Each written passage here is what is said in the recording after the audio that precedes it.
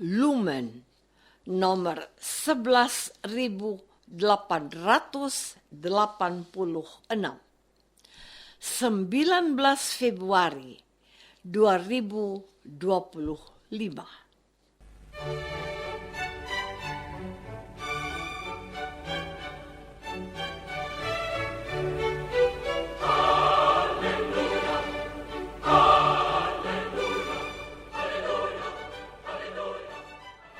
Saudara pendengar di segenap penjuru tanah air, selamat bergabung dengan Lumen Indonesia. Lumen Indonesia, siap melayani Anda setiap hari. Saudara terkasih, marilah kita bersatu dalam Tuhan kita Yesus Kristus yang tidak berubah dahulu, sekarang, dan selama-lamanya. Allah Sang Maha Rahim mengasihi dan menerima sebagaimana adanya kita. Allah Bapa kita di surga senantiasa bersedia menolong, menghibur, dan meneguhkan kita dalam menghadapi segala permasalahan hidup sehari-hari.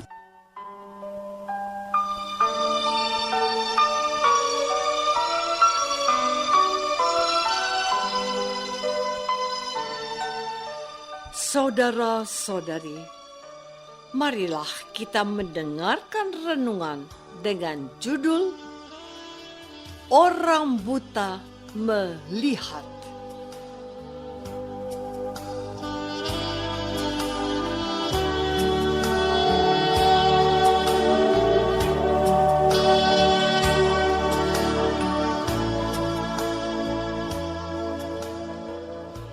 Yang berdasarkan pada Injil Markus bab 8 ayat 22. Kemudian tibalah Yesus dan murid-muridnya di Betsaida. Di situ orang membawa kepada Yesus seorang buta dan mereka memohon kepadanya supaya ia menjamah dia.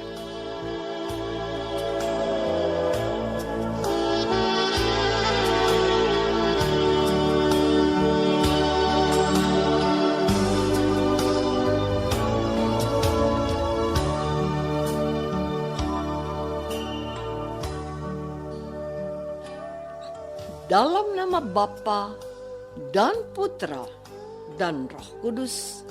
Amin. Saudara-saudari terkasih dalam nama Tuhan Yesus Kristus. Betsaida adalah sebuah kampung yang berada di sebelah utara danau Genesaret. Ketika Yesus sampai ke tempat itu setelah menyeberang bersama para muridnya, orang mendatangi mereka. Dikatakan seorang buta dibawa kepada Yesus oleh orang yang mendatangi Yesus.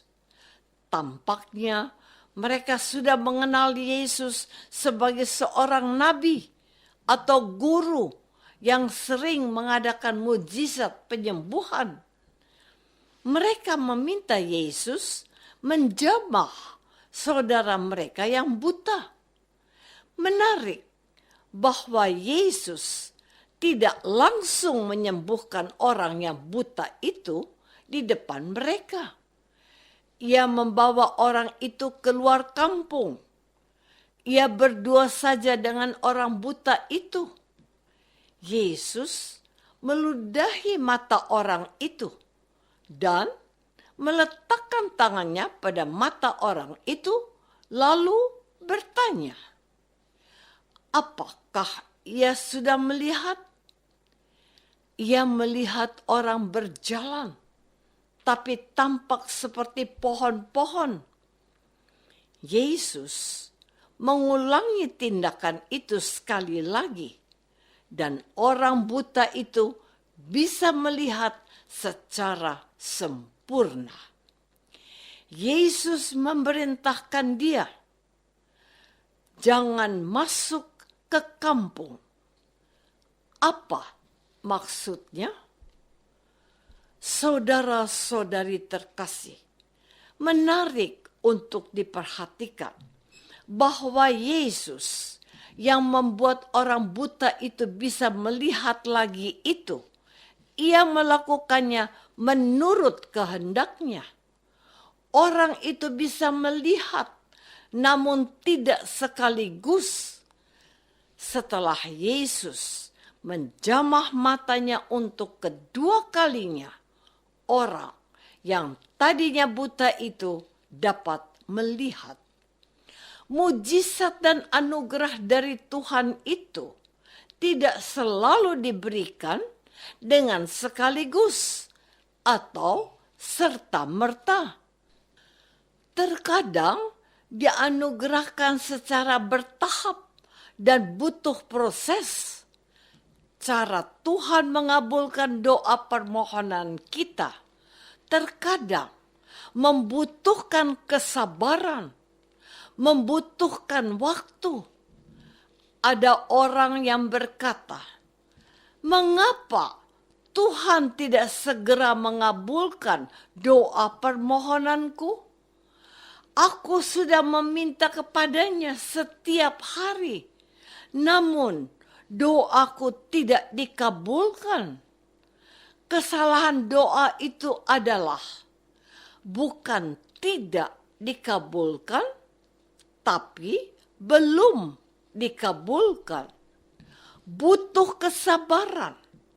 Bukankah Yesus yang berkata, "Mintalah, maka akan diberikan kepadamu"? Setelah orang buta itu sembuh, dia dilarang masuk kampung. Mengapa? Mungkin saja akan timbul kehebohan dan Yesus akan diserbu orang banyak yang mengetahui hal itu sehingga dia tidak bisa mewartakan Injil Kerajaan Allah dengan leluasa. Saudara-saudari terkasih, ada 2 atau bahkan 3 hal yang menjadi perhatianku pada hari ini. Pertama, ada orang yang sedemikian peduli dengan keadaan saudaranya yang membutuhkan kesembuhan, yaitu orang yang buta. Mereka tahu bahwa Yesuslah yang menjadi jawaban atas persoalan tersebut. Mereka membawa orang yang buta itu kepada Yesus supaya ia dijamah oleh Yesus.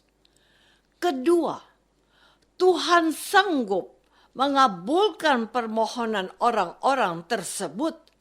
Namun, terkadang diperlukan proses yang memakan waktu.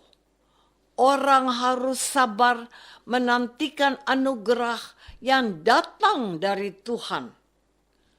Ketiga, bahwa orang harus taat pada apa yang diperintahkan oleh Tuhan jika sudah menerima anugerah penyembuhan atau pengampunan dosa. Hari ini, Yesus melarang orang yang sudah bisa melihat itu untuk tidak masuk kampung. Sedangkan pada kesempatan lain, Yesus berkata kepada seseorang, "Jangan berbuat dosa lagi," katanya, kepada wanita yang tertangkap berbuat zina. Atau, perlihatkanlah dirimu kepada imam untuk penyembuhan dari penyakit kustamu. Mungkin setiap dari kita tahu bahwa ada orang yang perlu dibawa kepada Yesus agar Yesus menemui dia secara pribadi supaya ia mengalami kasih Yesus. Kita perlu memiliki kepekaan tersebut. Jangan masa bodoh. Kalau kita minta kepada Tuhan sesuatu, kita harus yakin.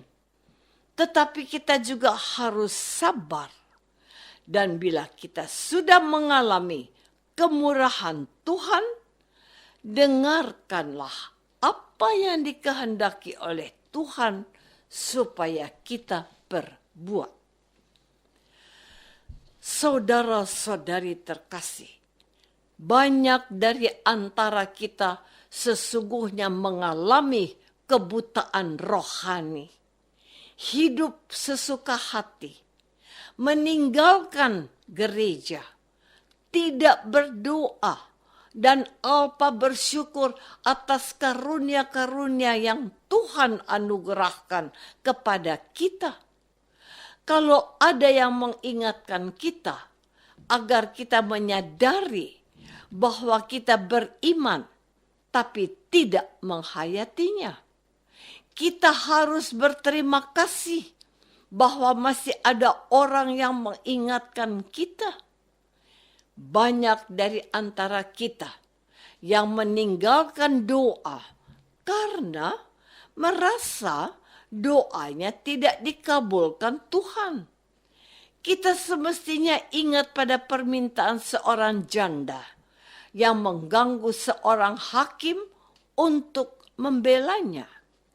Karena ia terganggu, ia mengabulkan permintaannya. Kita harus belajar dari perumpamaan seorang teman yang minta tolong temannya di waktu malam. Orang itu mengabulkan supaya tidak mengganggu. Jangan jemu minta kepada Tuhan sekalipun belum segera dikabulkan. Saya sudah bertahun-tahun berdoa, minta kepada Tuhan untuk mengabulkan permohonanku, tapi belum dikabulkan. Aku masih meminta terus kepadanya. Yang terpenting, kita harus hidup pantas di hadapannya, sehingga Allah akan berbelas kasihan kepada kita dan mengabulkan permohonan kita. Tidak kalah pentingnya, jadilah pembawa kabar bahagia bagi orang yang berkesusahan.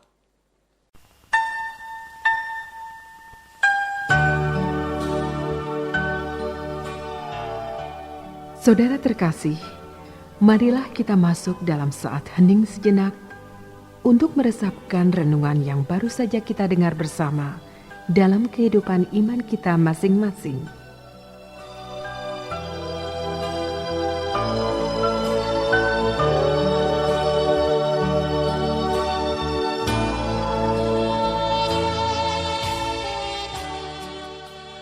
Apakah aku mengandalkan kemurahan dan kasih Tuhan untuk mendengarkan doaku? Marilah kita berdoa. Bapa yang Maha Baik, tambahkanlah iman kami kepada Putra-Mu Yesus yang mengabulkan permohonan orang yang membawa orang buta untuk disembuhkan. Dengarkanlah doa permohonan kami yang kami minta dalam nama Yesus. Amin. Semoga kita semua selalu dinaungi dan dibimbing oleh berkat Allah yang Maha Kuasa. Dalam nama Bapa dan Putra dan Roh Kudus. Amin.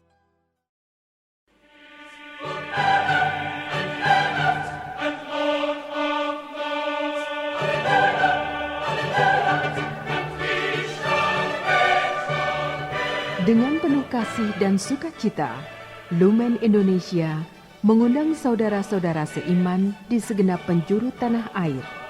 Sekiranya ada tanggapan ataupun saran, kirimkan surat Anda ke Lumen Indonesia. Terima kasih atas perhatian Anda.